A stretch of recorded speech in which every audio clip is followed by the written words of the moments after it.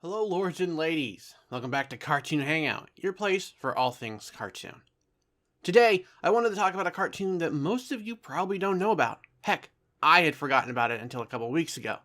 It's called Jade Armor, and it's a brand new cartoon out of France.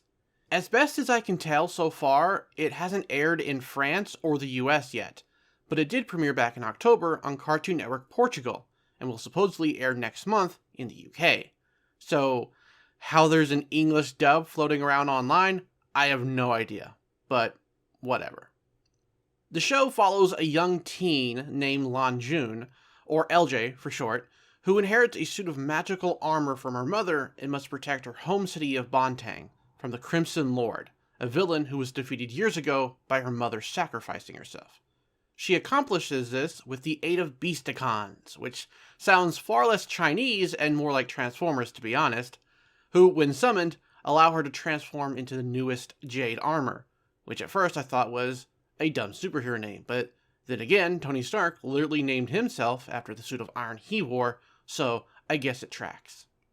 At first glance, the show gives off major miraculous Ladybug vibes. It's another CG, French, partially magical girl-inspired animated show about a female Chinese teen superhero who has magical creatures helping her and purify something related to a supervillain, shards of his armor in this show. You'd almost be forgiven for believing that it was set in the same universe, but nope, it's something new. Now, obviously the show isn't a ripoff of Ladybug. It does ultimately do its own thing. While it's been a bit since I did watch Miraculous Ladybug, it was far less about her Chinese heritage and more about typical superhero stuff and her romance with Cat Noir. Jade Armor, on the other hand, is just as much about LJ's role as the new Jade Armor as it is her dealing with traditions in her own way and whether she can live up to her mother's example as a hero. In episode 1, we're introduced to LJ and the Beasticons in media res, as a shard has embedded into a clock and is rewinding time. This isn't even her first time loop, but LJ has no memory of this, and before she can bond with the mystical animals, time is rewound again. And again, and again. Quite frankly, it started to get repetitive by the second time. How many more times must we go through this?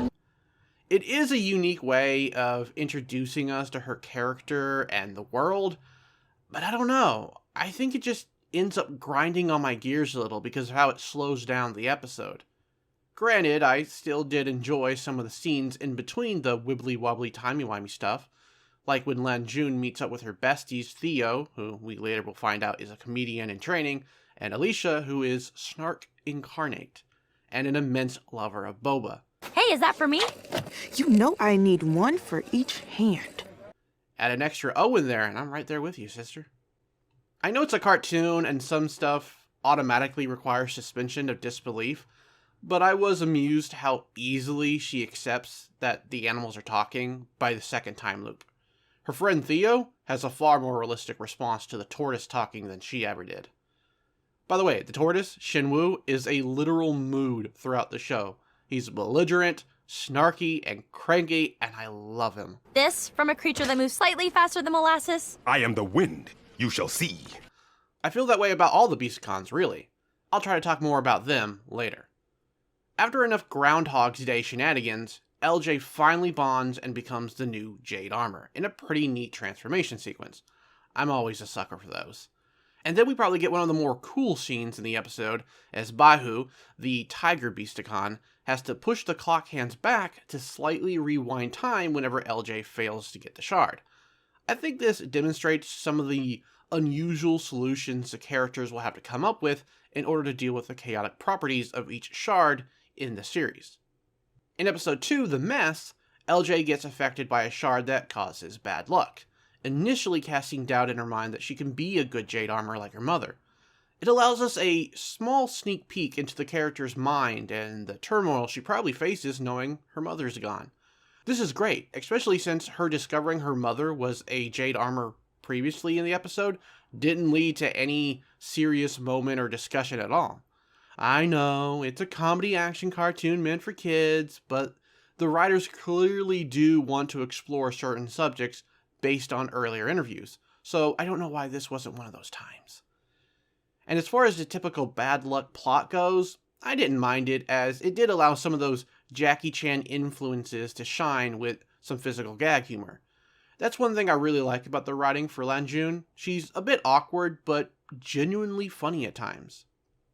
This is also the episode that introduces us to the overall villain of the show, the Crimson Lord.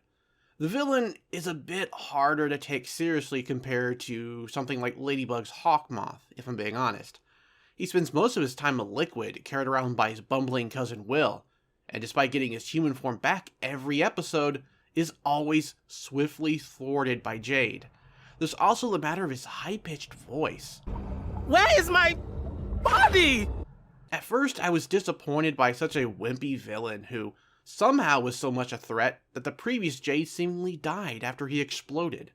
Yet Jade seems to handle him pretty well, even once disorientating him with a loud recording of herself. Real bad villain you've written there. I was trampled. Me, the Crimson Lord. But I actually warmed up to him as I kept watching the show.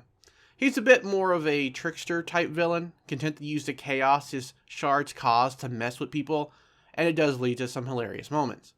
But when Jade does show up, he does eventually square up and try to kick her butt, usually being handed his own in response. I'll assume that without all his armor, he's weaker than he'd normally be. Though, as this takes us into episode 3, it brings up another point I wanted to make. When I was watching the show, I was concerned about how repetitive it seemed like it would be. 3 episodes in, and 2 of those were centered around Crimson Lord gaining and then just swiftly losing an armor shard. Given the premise of trying to stop Crimson Lord from gathering his shards to form his armor, you'd imagine it play out like Jackie Chan Adventures, where some episodes he wins a shard and sometimes he loses one. But that's not how it plays out. So far, he loses every time and goes back to being liquid. If every episode was basically that, you could see how it might get annoying to watch. Even though Ladybug had a similar premise involving the akumatized townsfolk, it still felt varied compared to the show's shards infecting random objects. Luckily, there's a bit more variety going for Jade Armor, as episode 4, Eye of the Tiger, introduces another villain, Black Tiger, as does the following episode, Rogue Beasticon, which does serve to shake things up and prevent the show from being too repetitive. Black Tiger is your typical cat burglar archetype, like Black Cat or Catwoman before her. Difference being her arcane focus and the fact she's a MILF. No, like her secret identity is LJ's classmate Pearl's own mother, which I honestly liked as a twist. Not that you can't tell immediately. It's one of those only in a cartoon moments where no one can tell they look exactly alike. The Slinky Thief is actually the first foe Jade faces and doesn't really defeat, which also sets itself apart from her encounters with Crimson Lord. Though I guess you can't liquidize a human. Not easily, anyway. We learn a fair bit about Black Tiger in her debut episode, namely that she does what she does for recognition by the thief community and to compete with her twin sister, who's also a supervillain, which I low-key found kind of funny. Like, what are the odds both sisters became villains? I'm hoping the sister comes into play before the season is over, as I think pairing the two siblings against each other while Jade has to deal with both of them could make for some great comedic bits and action scenes. That's a perfect segue into what I should talk about next. Action. Despite literally being an action cartoon, I will have to admit I'm a bit underwhelmed by Jade Armor's action sequences. I don't know how to really describe it, but the action, at least early on, just looks so off. I'm not an animator, so this might be the incorrect way to describe it, but it's as if there's no weight behind the character's movements. Plus, they're just not that satisfying to watch. Compare that to the other French action cartoon Ladybug, and it's night and day. It does improve slightly as the episodes go on, so it may have been a case of the team having to warm up or find their groove. It's a shame, though, because according to this article by Animation Magazine, the creators were inspired by Jackie Chan and kung fu movies like Crouching Tiger, Hidden Dragon. They even choreographed with the help of a kung fu champion. So I don't know why it looks so lifeless at times. And it probably doesn't help that Jade's powers, visually at first, aren't appealing either. Like a character out of DBZ, Jade has to announce her attacks by naming a Beasticon and their ability. But it just comes off looking boring. I don't know, maybe I'm stupid for wanting it to be a little flashier. but the air attack legit looks like the level 1 version of an attack in some video game. Hey, maybe she'll level them up as the show progresses. That'd be neat. And while we're still on visuals, let's actually chat about, the show's art style. Because it did take me a little bit to get used to. It's not bad, it's just very brightly colored and a bit stiff at times, for lack of a better term. This is one reason why I kind of prefer 2D animation to 3D, at least for television. I think animators can be way more expressive on a budget with 2D than they can with 3D. Again, this is coming from someone not in the animation industry, so take that with a grain of salt. That being said, I would say it's still a nice looking show. I really love the designs for all the characters. LJ has a really cute look to her, though she joins the long tradition of giving Asian women colored hair, but I don't really mind it here. Even the background characters all have designs that pop with personality, though you'll easily be able to pick out which characters will have plot centered around them, same as Miraculous Ladybug. My one nitpick, though, goes back to the 3D style that they decided to go with for the show, and that's how LJ looks in her armor. Specifically, this 1,000-yard stare she has when she's fully armored up. It's a little off-putting, and it's not nearly as bad in the 2D promotional art for the show. Again, why not just go 2D? The big animation studios have already abandoned 2D animation. Let's not do that for TV, okay? Going back to the show's story for a moment, while I don't want to pretend this show is super original by any means, I think what helps it a lot are its characters. Some of the background side characters do get their moments to shine, and while they're not all great, Lanjun's Beasticons are always a joy to watch. There's the aforementioned Shenwu, a cranky air tortoise, Baiyu, the earth tiger who doesn't talk for some reason, Shenlong, a water dragon, and Zushui, a firebird who somewhat reminds me of the VTuber Kiara for some reason. Yay! Kikiriki! They assist in mentoring Lanjun in becoming the new Jade armor, though it doesn't always go well. It's usually Shenwu and LJ who end up clashing, the other Beasticons being a lot more chill in general. And a lot of comedy happens involving these creatures, and I think it helps the show by a huge margin. I would tune in just to watch Shenwu complain. LJ herself is a good character as well. And yes, I did take this long to talk about the main character of the dang show. She's an almost instantly relatable, likable character. Basically an everyman, every girl archetype. She's a bit awkward at first, but it never comes off as cringe or annoying, oftentimes having humorous lines that actually made me smile. I was surprised. I think the fact her voice actor could be new to the industry, at least according to IMDb, helped lend a bit of authenticity to her voice. Though the inner monologues she has are very, very weirdly voiced. No card. Must be from Dad? But, I don't know, it somehow adds to the charm of the show and character. Another plus in the show's favor is the creative writing. It's no Shakespeare, obviously, but I loved seeing how Jade would tackle a new shard each episode, and I think one of the more interesting solutions was in episode 9, Lips Sealed, where a shard takes away LJ's voice and she can't summon her Beasticons. At the beginning of the show, I remember thinking about how she had to verbally summon to use their powers, and what would happen if suddenly she didn't have that. And I guess the writers were aware of this too. And because this is set in the modern age with cell phones and stuff, LJ comes up with a brilliant solution to use her phone recordings of her previous training to summon the creatures to help her. And I think that is such a cool bit of writing, in my opinion. Simple, yes, but creative. And I think that word is how I would sum up the Jade Armor show so far. Simple. It doesn't break new ground or subvert the genre, but it's still an entertaining show. There's room to improve with the animation and fight scenes. Not to mention, LJ's voice actress is new to the industry, it seems, so some of her voice acting is a little odd at times, but what's there definitely shines through. If you're a fan of Miraculous Ladybug, or maybe you used to be but got tired of how that show went downhill apparently over the years, maybe give Jade Armor a shot when it finally airs. It might be a breath of fresh air for you. And that's the review. I'm very happy to finally talk about this show, as I've had my eye on it since I first saw images of it months ago. And I was taken back when I first saw the first 10 episodes just randomly floating around online, despite not even being out here in the United States or the UK yet. But I tried to hop on it as soon as possible, and I hope I did the show justice because I did have fun watching it. I won't pretend it's the best show I've ever seen, but I admire its heart and the writer's goal for the series. There's likely some things I didn't tackle in this first review or I forgot, but if viewers want, I would be down for reviewing more episodes as they come out, especially once it officially airs. Just let me know down in the comments. And while you're down in the comments, do consider joining my membership, as that's where you'll get early access to videos and things like that. Oh, and I have a merch store. Okay, enough advertising, time to end the video. Thanks for watching, and take care.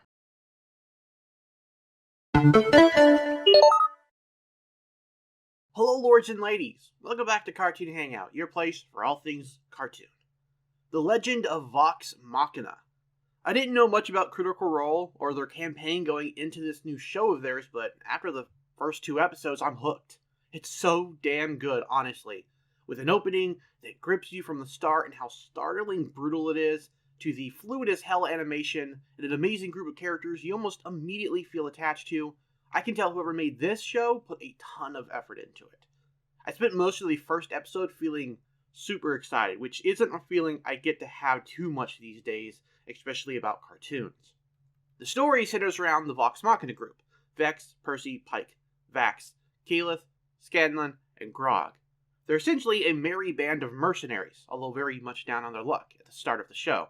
Episodes 1 and 2 do a stand-up job of letting you get to know this group as they take on a deadly contract involving a mysterious creature destroying various villages and farmlands.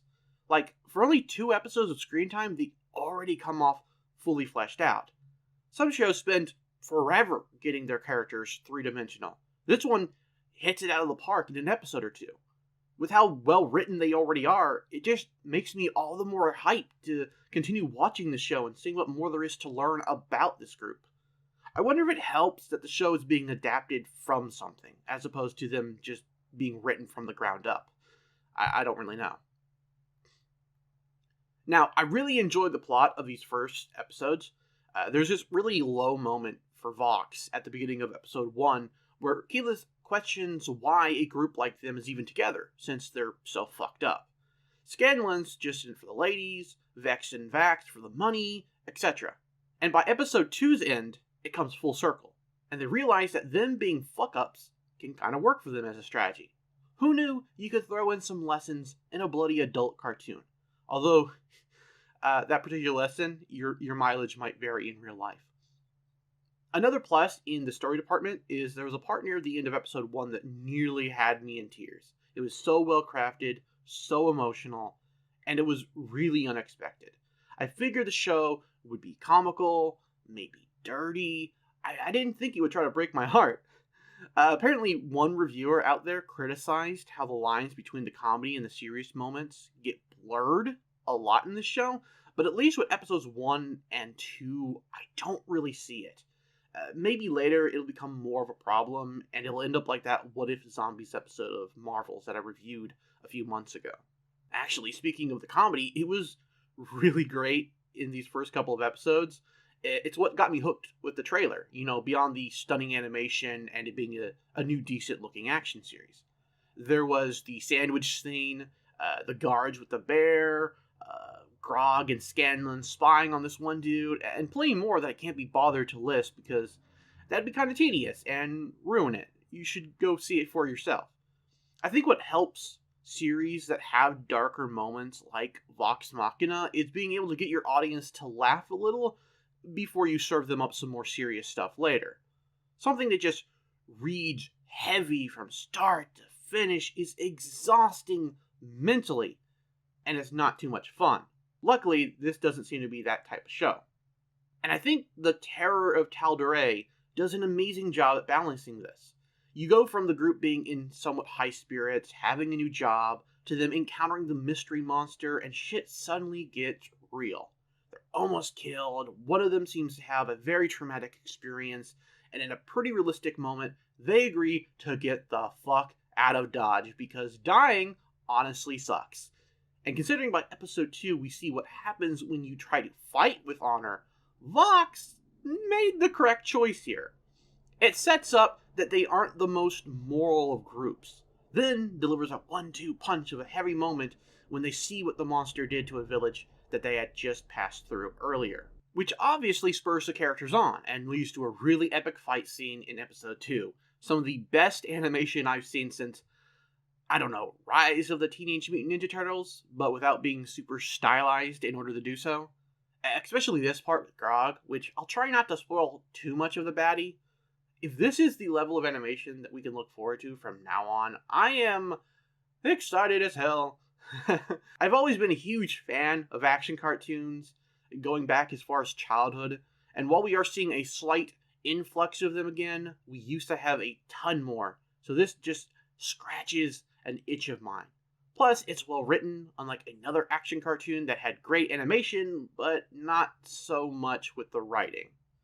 With some cartoons, I'm very aware of how much time is left in an episode, because I'm having to force myself to keep going. With Vox Machina, it felt like no time had passed, and then the episodes were already over. And I wanted more. For me, that's a sign I'm definitely into a show.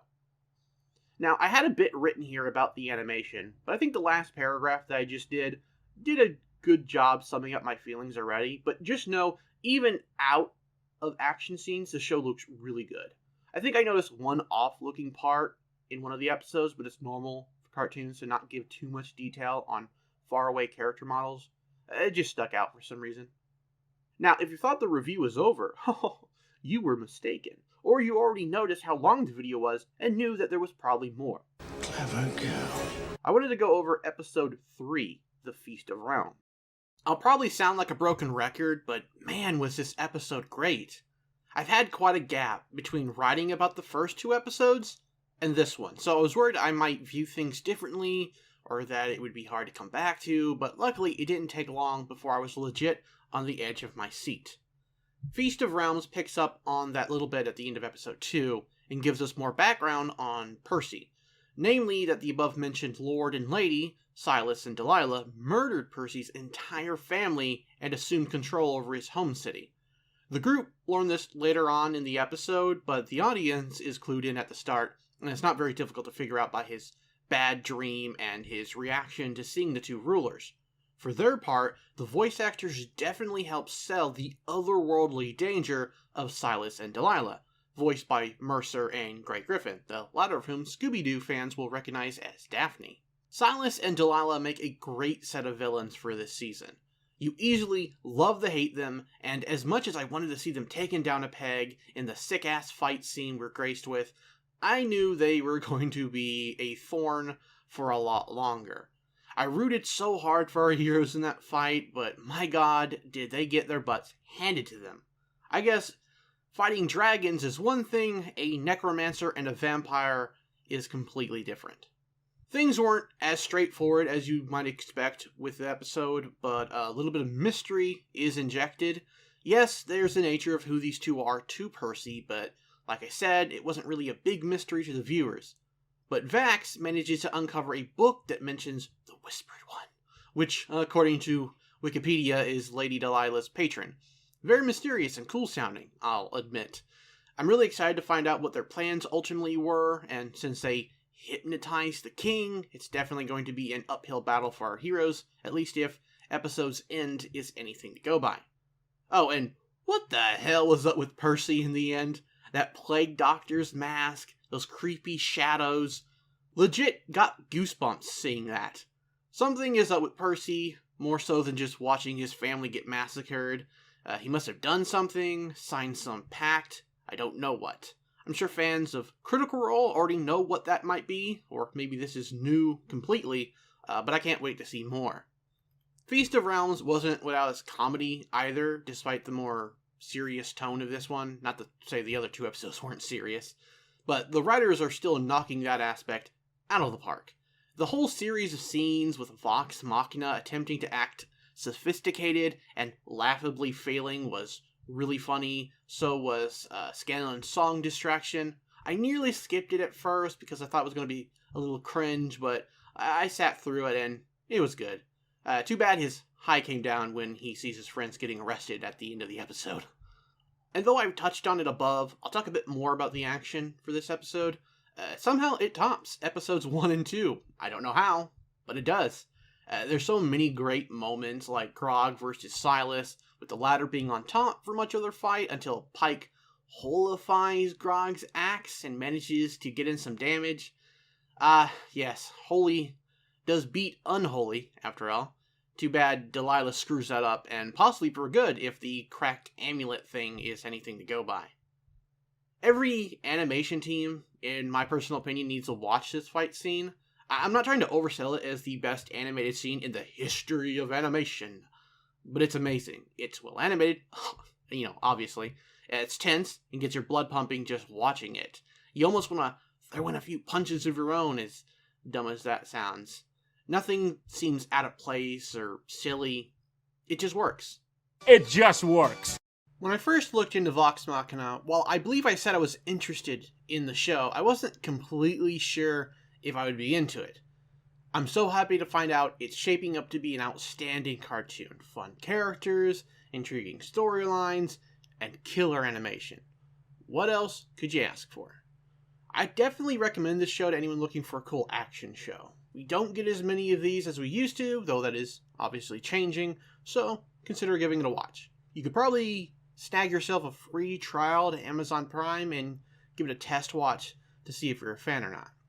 Anyways, that'll be it for me on this one. I really love these first 3 episodes, and I'll probably keep watching it on my own, but if this video does well enough and you want more, I may continue reviewing this in the future. And before you leave, consider becoming a member to get videos much earlier, as well as other perks, if you're into that kind of thing. Thanks for watching, and take care.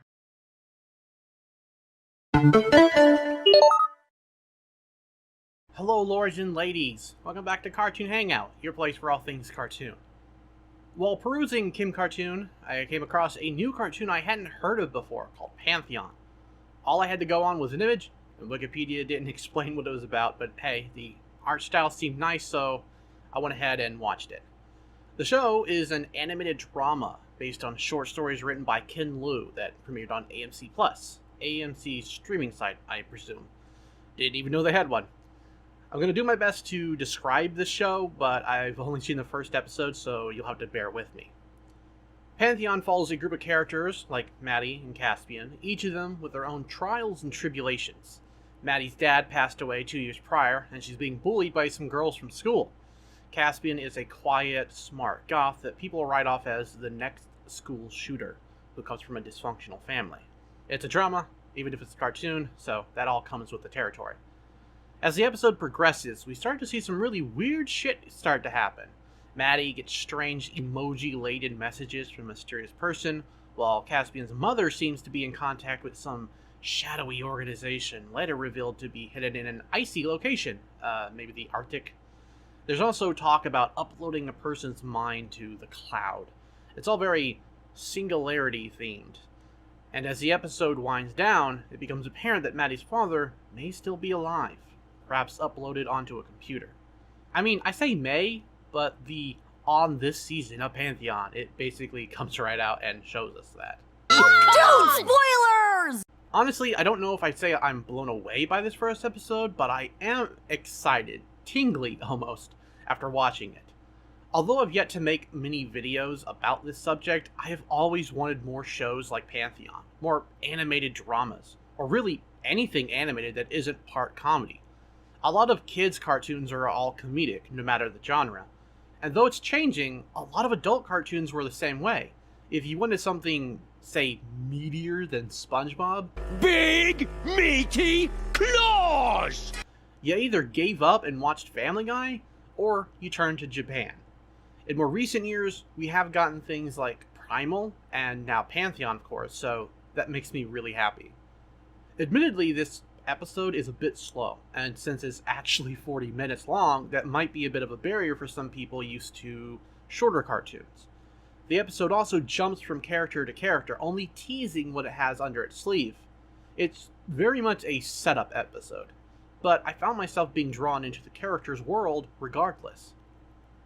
Plot-wise, I'm really intrigued by what Pantheon has shown so far. It looks like it's going to be about Maddie and Caspian slowly uncovering some kind of conspiracy regarding the company where her father worked, which somehow has to do with the singularity in UIs. I don't know where those scenes with them having powers comes into play, though. And also, on a more personal level, I feel for Maddie, who lost her father and deals with cyberbullies, and for Caspian, who just seems to be misunderstood in general. I think the show's themes of mortality and what makes us human is ripe for exploration in an animated show. The concept of exploring what it means to be human, if we can just upload our minds, has obviously already been covered by other media for decades, but it's still an interesting idea for a cartoon, especially these days, where the idea of uploading your mind to a computer seems less like science fiction and more like something that could happen one day. Side tangent, but when I was a teenager, I actually wanted the singularity to happen and thought it would be really cool to upload my brain to cyberspace. I have the feeling that this show will cast a doubt on how cool that actually would be. Just from one episode, I think the characters are all written in depth. Even the parents of the main characters have layers to them that you just can't wait to see get peeled back over the season. Like Maddie's mom, Ellen, who is overly protective of her daughter in some classic frustrating parent ways, like not trusting her daughter to chat with a stranger online. Come on, Mom, it's 2022. But then we'll also step in to stop a bully by threatening to kick their ass in a scene that made me want to fist pump.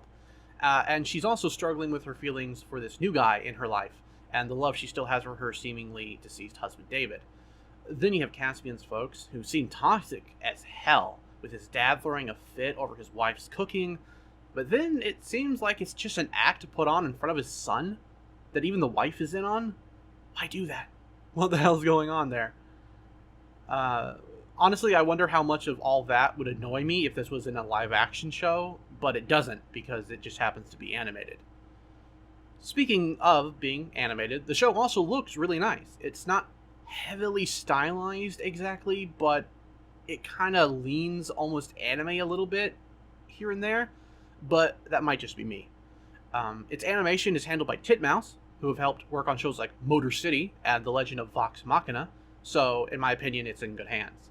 It does look a little off in some places, but that is not unusual with animation like this. And they did such a good job with Vox Machina, I think they'll knock it out of the park even with something a bit less exaggerated like Pantheon, at least from this first episode. Although a preview of later episodes revealed that there will be some action, so things may not be as calm as this episode lets on. Personally, if I had to wager, Pantheon might be a sleeper hit. I didn't know the show was even coming out, or even that it had come out, until I saw it on Kim Cartoon. Not to mention, it's on AMC Plus, which I had no idea existed until now, so hopefully this video gets more eyes on the show, or maybe I just live in a cave, and everybody already knows about Pantheon, who knows. In which case, if you did, please let me know what you thought of the first episode, and only the first episode. That way no one gets spoiled for episodes 2 and 3, namely me. And if you want me to review more of this show, please tell me down in the comments as well. I'd love to talk more about this show, especially since I think I'd have more to talk about review-wise in future episodes, as opposed to this one, which was mainly setting stuff up for the rest of the season. Anyway, that's all I got. Take care.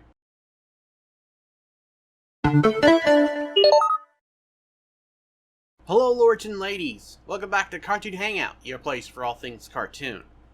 After a long wait, Dan Povenmire's newest show, Hamster and Gretel, is finally out. You should hopefully recognize his name as one of the creators of Phineas and Ferb, as well as Milo Murphy's Law, Phineas and Ferb's underrated but really good follow-up. Like Milo, Hamster and Gretel is set in the same universe as Phineas and Ferb. Before the premiere, I didn't really watch too many clips about the show, so I'd go in as fresh as possible. So now I have the unenviable task of telling you my thoughts on the show's first episode. If you didn't know about the show beforehand, the new series is centered around a boy named Kevin and his younger sister Gretel, who, along with her hamster, simply called Hamster, have gained superpowers from an alien spaceship. Weird, right? This wouldn't be the first Povenmire show to start things off with a spaceship either. Milo was also visited by aliens in the first episode of his show, too. He didn't get any powers, though.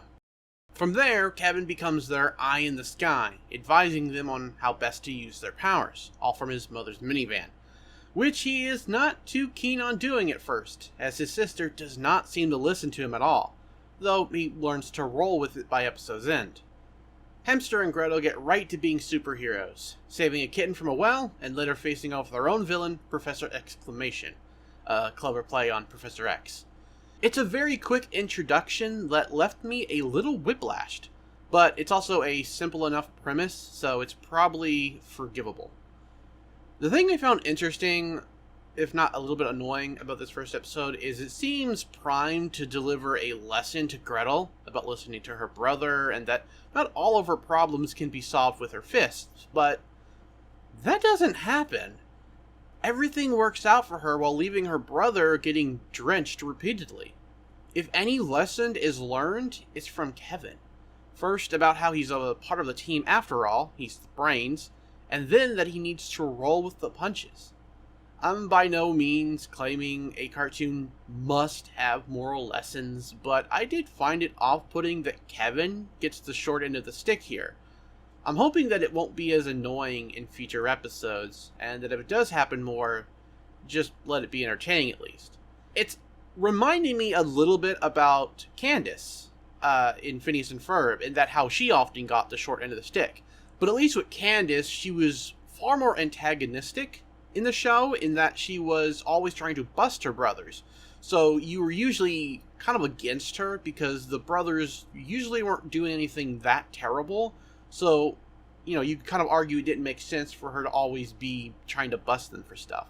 But with Kevin, he's trying to help them. He's not trying to bust them. So it kind of just seems kind of lame that he's getting the short end of the stick here.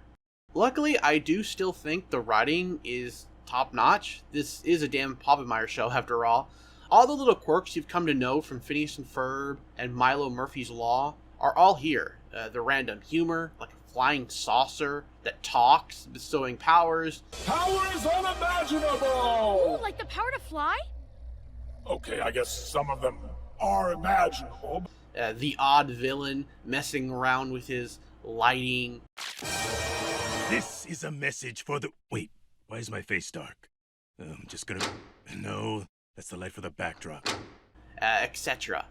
Even if this first episode was not as amazing as the premieres of his other shows, it's still really good, I think, in general. Some highlights that I'd like to address is obviously the animation. It looks really great, even with non-action scenes. Like, it looks really good, in my opinion. Things have certainly improved a lot with Poppelmeyer shows since the early days of Phineas and Ferb.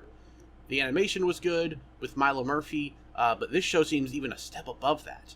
And I hear the action scenes will be higher quality than both of those, so that's something to be excited about.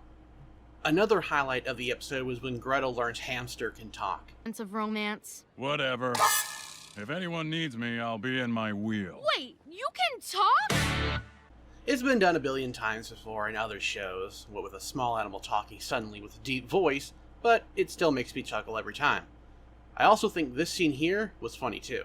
Wait, is that Fred? Yes, now you and Hamster need to lift the shell and... Say hi from me. Gretel says hi. They need to lift the shell and... Did she say hi back? Gretel, you can have a whole conversation with her after we save the city! I'm interested in some of the other characters we're introduced to in this episode, like Kevin's cousin Fred, and his potential love interest, Hiromi, who works at a comic shop. Fred seems like a really neat character, with their kind of blunt way of speaking and their no-nonsense attitude. And the design she has is very simple, yet I kind of like it. At first, this is probably going to sound silly, but I wasn't sure if Fred was supposed to be a girl or not. It took me looking it up to discover Fred is short for Winifred. I thought maybe Disney had included one of their first trans characters, but nope. Which is fine. Fred is still cool, regardless. Before we end things off, there's also the segment Okie Dokie, but everything I've said so far basically covers that part too. Basically, the oak tree Gretel and Bailey love is destroyed thanks to the former not listening to Kevin about how to tackle this asteroid coming down. That's where the lesson about not always using your fists might have come into play, but then it doesn't, because Gretel fixes a tree with glue. It's a really short part of the episode, as most of the episode is devoted to Empower Failure, where they get their superpowers. One thing to note is the end, where two other stranded motorists are given powers by an alien saucer too, but this time are told to strictly use it for evil. It's possible, like Milo Murphy's Law, that Hamster and Gretel may have an ongoing side story that runs through several episodes before becoming a major storyline. At least, that's what I'm assuming anyway. I guess we'll have to wait and see. Now, while I did praise Fred's design a little bit earlier, I do think some of the other characters in the show seem lacking with their designs in general, especially titular characters like Gretel and the villain, Professor Exclamation. Gretel's cute and all, but at the same time I found her appearance a little boring. I don't know if I can put my finger on why, that's just my current impression. Both character designs seem like something you'd find in a fan animation, or one of those sites that let you make your own cartoon characters. That might be a little harsh, but that's how I felt. I think Hamster and Gretel is a fine show so far. It does have that special quality you find in Poppemeyer's other shows. It's humorous and well animated, and I'm intrigued by the dynamic between Kevin and his sister and where that will go as the show continues. But whether or not it'll go on to be as great as those other shows, only time will tell. Thanks for watching, and take care.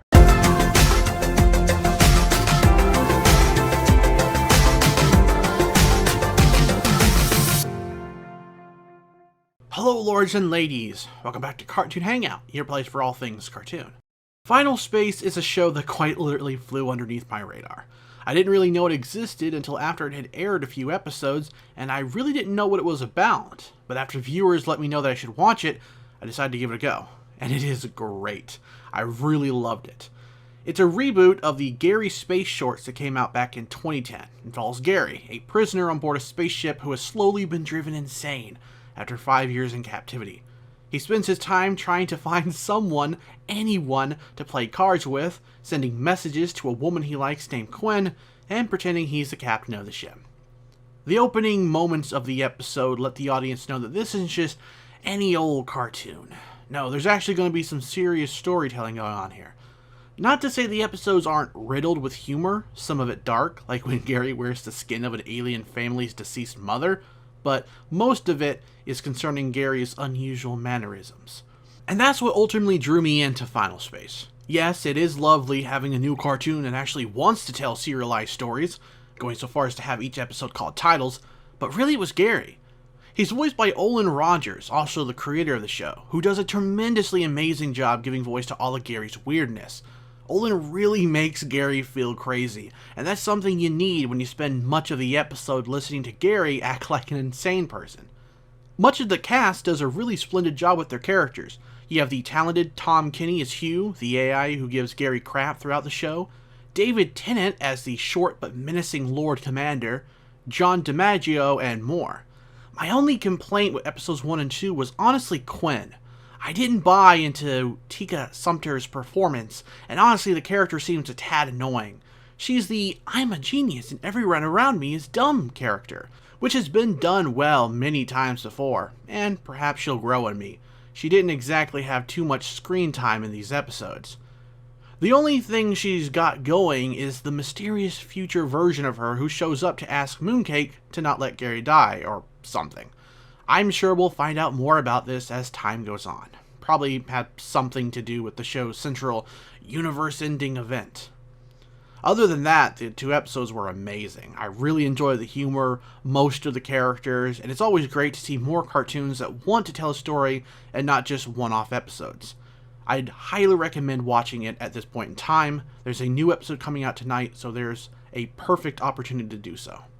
And those are some of my thoughts on TBS's Final Space. What did you think of the premiere? Let me know who your favorite character was, or perhaps your favorite moment. Thanks for watching, and take care.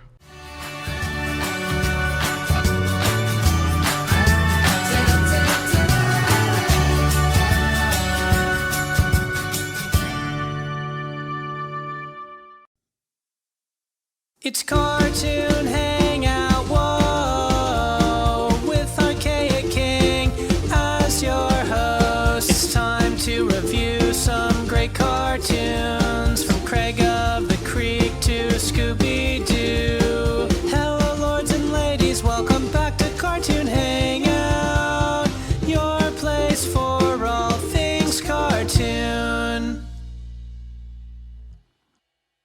Hello lords and ladies, welcome back to Cartoon Hangout, your place for all things cartoon. I apologize for the lateness of this video, but I've just been really lazy lately and I didn't get around to it the first day it premiered. Hopefully you're okay with it being a day late. Now, I've already talked a bit about the Dragon Prince when I did a video on its teaser trailer, but obviously with a bunch of episodes out now, I have a clearer picture of the plot. This first episode details how the humans and elves came into conflict. A human discovered dark magic, so the elves drove them from Zadia, only for the humans to then kill the king of dragons who guarded the borders.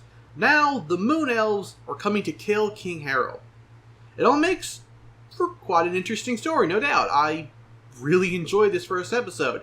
The characters were great, as well as their interactions with each other, like the scene where Caleb spars with Soren. It felt genuinely funny, like the two had a history.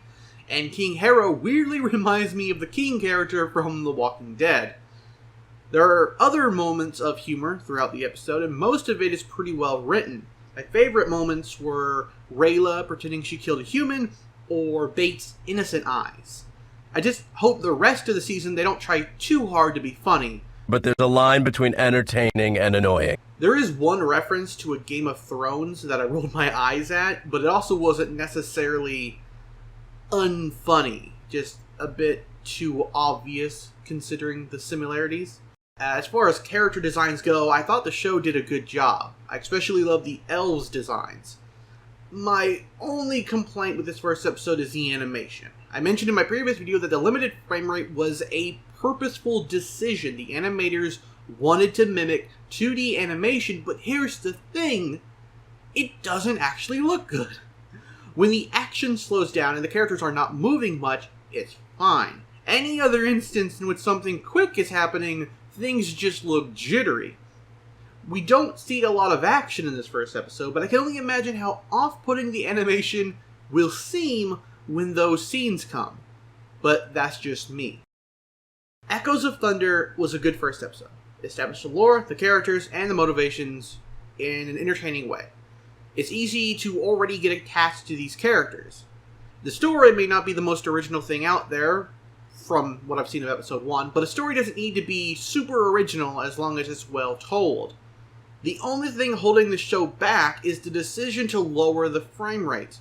The cartoon would look and move a whole lot better if they hadn't done that. Or, if they really wanted to mimic 2D animation, maybe just do 2D animation.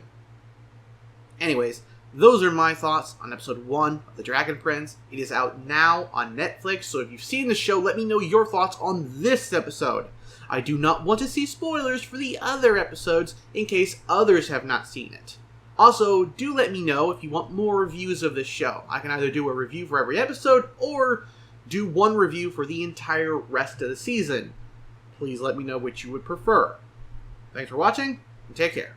It's Cartoon Hangout, whoa, with Archaic King as your host. It's time to review some great cartoons, from Craig of the Creek to Scooby-Doo. Hello, lords and ladies, welcome back to Cartoon Hangout, your place for all things cartoon.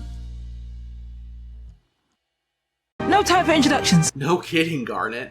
When I heard these characters would be crossing over, I kind of expected to be set up a little better, but they just jump right into the action.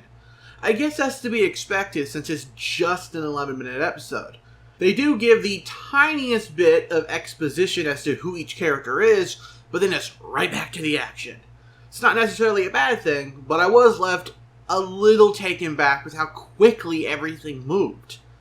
I'll admit to not really being much of a fan of most of the shows on display here, with the exception of OKKO, Let's Be Heroes, though I haven't been watching it at all lately. But the episode was actually fun, honestly.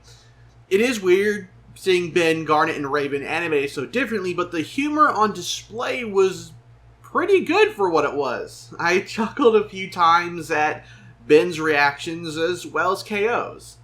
What's even cooler is where the crossover is at. Cartoon Network City, or at least a similar looking city. You know the place. It was where all those 2007 era bumpers took place. The writers went one step further, and there were actually many cameos from other shows like Billy and Mandy, The Life and Times of Juniper Lee, and a lot more. It's disappointing those characters weren't the tiniest bit more involved in the plot, but what can you really do in 11 minutes? Ben does have this amazing scene where he transforms into tons of Cartoon Network characters, though. It's hands down the best moment in the crossover, with some very nostalgic Cartoon Network themes playing while he switches from one to the next. My only complaint there is I wish he would have quickly changed from character to character while beating up on Strike, the villain of the crossover, instead of how it's actually depicted. I think that would have been aces. Honestly, I wasn't sure how I would react to this episode, and now I'm left wishing it'd been 11 minutes longer. Enough time to maybe establish the story, the villain, and more. Instead, it really just comes off, even though it was fun, as just an 11-minute concept trailer. Something you'd show the head boss to get them to greenlight the actual crossover. Despite all that, I do think it's probably worth watching. It's not very long after all. But if you were hoping for something a little more fleshed out, you'd best look elsewhere. So, now it's time for you to chime in with your opinions of the crossover. Did you enjoy it? And would you, like me, love to see these other shows that had cameos come back, maybe in other crossovers? Let me know. Thanks for watching, and take care. Hello, lords and ladies. Welcome back to Cartoon Hangout, your place for all things cartoon. I was a big fan of Big Hero 6, the comic book turned animated movie, when it came out in 2014. I was an even bigger fan of its soundtrack and listened to 2 of its songs on repeat for weeks after the movie's premiere. So I was more than a little excited at the prospect of the movie continuing as a TV show. But since then, the hype for me has died down a little. Does this episode reignite it? Personally, I would say it's a little half and half. The first episode, Baymax Returns, is good. It certainly feels like a continuation of the Big Hero 6 movie, with most of the voice cast returning, except for Wasabi, who is voiced by Peyton, the same guy behind Cyborg, and Fred, who is now voiced by Brooks, some stand-up comedian I've never heard of. The episode deals with the characters being reluctant to become heroes, Baymax's return, and Fred pestering them to become heroes again. Maybe it's because it's been 3 whole years since I last watched the movie, but I'm shocked that after the events of the original movie, they didn't want to be heroes. And their unfair treatment of Fred in this episode for wanting to be a superhero is also a little, well, I already said it, unfair. It's actually one of the more annoying elements of this first episode. The other thing being the art style. It takes some getting used to. It's not completely awful, it's just very angular. It's not really much of an issue until a character opens their mouth and you get some weird mouth animations. It also looks less weird when you get into the action. At that point, it looks really good. Only when the characters aren't in full action mode does your brain go back to thinking how weird the art style is. Story-wise, it's a suitable follow-up to the movie. It's got all the same heart and humor as the original title, plus the great action sequences too. I'm somewhat hopeful that this will continue to be a great action series, because somehow we've gotten to a point where the cartoon industry seems hell-bent on moving away from action.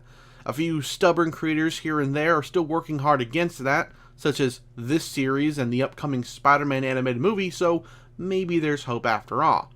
So really, at the end of the day, I'd give this initial episode a passing grade. If you can look past the drastic art change and some other minor issues, I think you'll find an enjoyable cartoon underneath. But what about you? Any thoughts to share on Baymax Returns? Do you think the shadowy villain is from the comics? Let me know down in the comments below. Thanks for watching, and take care.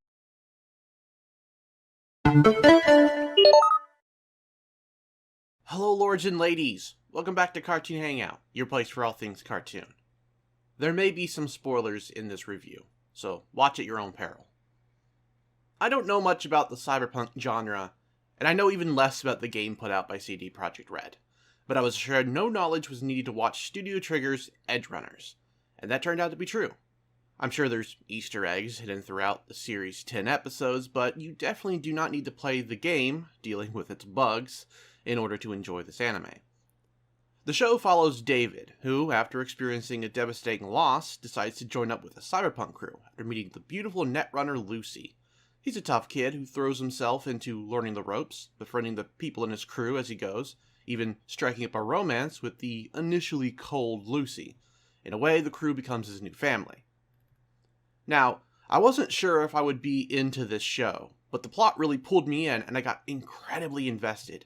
By episode 2, I was in love with the show's characterizations and how the characters felt so real and relatable. Episode 2, where David and Lucy spend time on the moon, stands out as a really great moment that lets you peek behind the walls Lucy initially has up.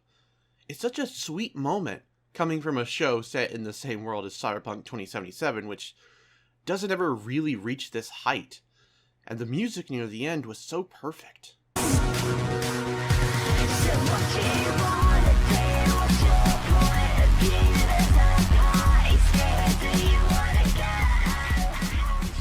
I was also impressed with the world building. Night City and its corruption were enthralling to learn about. Stuff like the trauma team passing over injured people if they weren't clients was chilling to watch. It's callous, and it's capitalism at its utter worst. Hell, even David's mom ultimately dies because she doesn't have the right package. Kinda shines a light on how our world can be sometimes, although Night City's is a much more extreme example. At least our ambulance drivers will actually pick you up. The show also does a really bang-up job of showing how advances in technology can lead to humans abandoning their humanity by adopting cybernetics into their bodies or automating things like cremation into an almost vending machine type system. Despite the shine and polish of a world like Cyberpunk, deep down it's a horrible place to live in. I also really got attached to the characters in this show. They all stand out with great designs and personalities, like Lucy, Maine, or the resident lolly Rebecca. It's been a long time since I watched any anime that touched me as much as Edgerunners did. Seriously, I cannot praise this show enough. This show can be sweet and endearing one moment, then heart-wrenching in others. When certain characters died, it tugged at my heartstrings. These characters also weren't perfect. They had flaws. It made them feel more human. Ironic given the world's setting and the use of cybernetic enhancements that ultimately took away people's humanity. Also, before I watched the show, I saw a lot of praise on Twitter for characters like Lucy, and I can honestly see why. While David is the main protagonist of the series, she's an amazing character in her own right. I really warmed up to her as the show progressed, going from a closed-off, cold character who sets up David to be captured by her crew to someone you really want to see be happy in the end. I'd also be remiss if I didn't point out how hot she is. There's plenty of scenes of her nude, but they never really come off that fan servicey. They're just there, which is surprising for an anime. Although there certainly are some more typical fan service scenes in Edgerunners. Rebecca herself, while somewhat sticking out in the cyberpunk setting, is also a really fun character. She doesn't get too much screen time versus some other characters, which is a bit criminal, but every scene she's in, she manages to dominate. Which makes it all the more surprising that CD Projekt Red tried to vote her out of the show. Was that CD Projekt Red first got the character design for Rebecca, and they were like, she's a lowly. Lowlies don't exist in Night City. It doesn't fit the Cyberpunk 2077 aesthetic. But Sugar was like, no, the lowly must stay. Because apparently there aren't petite women in Night City or something. Luckily, Studio Trigger said she had to stay, and so we weren't robbed of her tiny outbursts. It's your errand, boy. Work it over yourself, cheap ass! In the show, she seems to have the hots for David, but unfortunately, he only has eyes for Lucy, and while I did root for the former couple, I couldn't help but feel for Rebecca. I don't think we got to know her well enough. All the more unfortunate given how the show ends. Honestly, she reminds me a bit of some old-school anime female characters, like the ones from Tenchi Muyo, as well as DC Comics' Harley Quinn, especially when this scene happens. Let's run dry! Got a little featurette out of juice! Suck her up! And now here comes the big guns! Going back to David, I really have to give Studio Trigger props with writing him. A problem that plagues a lot of anime is their bland, overpowered male protagonists, who can do whatever they want because they're special, and that's still here, of course, but never once did David come off as too overpowered, at least in my opinion. He still had limits like anyone else, just a higher tolerance. There was always the concern that he could be pushed over the edge into cyberpsychosis, which is what happens when you're more or less driven insane by having too much chrome, as they refer to it in the show. And even in the end, the show subverts that OP protagonist trend with how David's story concludes. He didn't win through the power of friendship, though he is momentarily brought back to his senses with a kiss.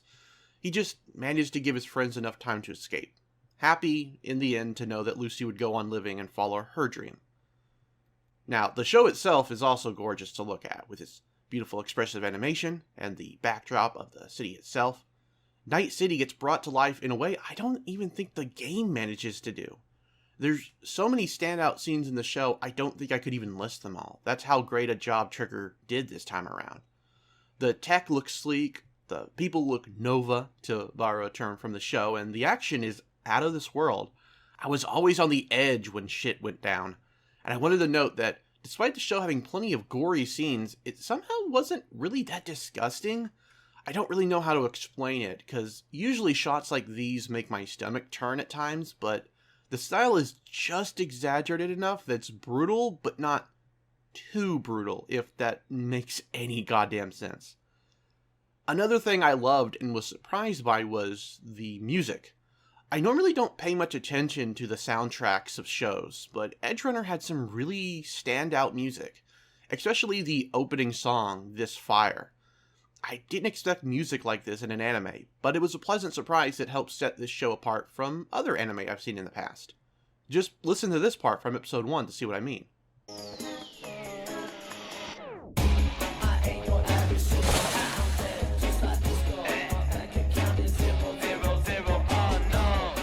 There's so much to unpack with Edgerunners. It's packed full of great scenes and writing, so much so I could never even talk about it all in one video. The show's filled with tons of depth and heart. Even the ending, which I'll talk a bit about ahead, is hauntingly beautiful in a somber kind of way. If I had any complaint about Edgerunners, it was that some of the characters, besides Lucy and David, weren't really given enough time to be explored. For example, we see this one bit with Maine, alluding to his past, I presume, but we don't learn much more. But even he gets more exploration than, say, characters like Kiwi or Pilar. There's even hints towards the end of the show about Kiwi having some history with one of the bad guys, but it's never revealed. Obviously, with only 10 episodes, you're not going to be able to dive too deep with a large cast of characters, but even a little bit would have been nice.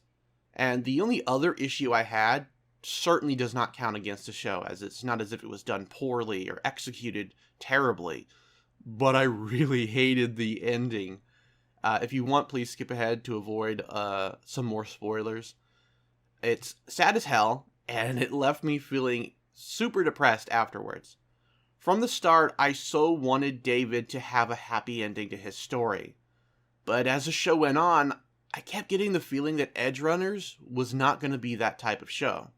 He fought for other people's dreams, despite never having one of his own, and he died for it, so his friends could get away, so that Lucy could go to the moon and achieve her dream. It's a bitter finale to an otherwise breathtaking show, and despite all that, I would still recommend it because I think it's worth it. And that's all I have to say on Cyberpunk Edgerunners. This was a really great show to watch. It was very challenging to write this review because I have yet to do a full season review of anything before. I've normally stuck to doing episodic reviews if you've watched any of my videos in the past. So it was very difficult to somehow try to compile everything that I've seen in these 10 episodes into one video. And I'm very open to any criticisms about this video. This is the first instance I've done of a big review like this. So, I'm willing to learn. Eventually I will do another video like this and review an entire season or something, and I want to make sure that I get it right. So if there's any spots where you thought I could have, filled you guys in on more of the show, please let me know. I'd appreciate it. And now, if you've seen Edgerunners, please chime in below with your opinions on it or your favorite characters. I have a feeling that a lot of people really liked Rebecca, at least going by my Twitter timeline. And if you want to see more reviews like this, please subscribe. I will be doing maybe another video on Cyberpunk Edgerunners if this video does well enough. And of course, Halloween's coming up next month, so I'm already starting to hash out what kind of like spooky reviews I'm going to do. So if you want to watch that, please consider becoming a member or just subscribing in general. All right, I think that's all I have to say. Thanks for watching, and take care.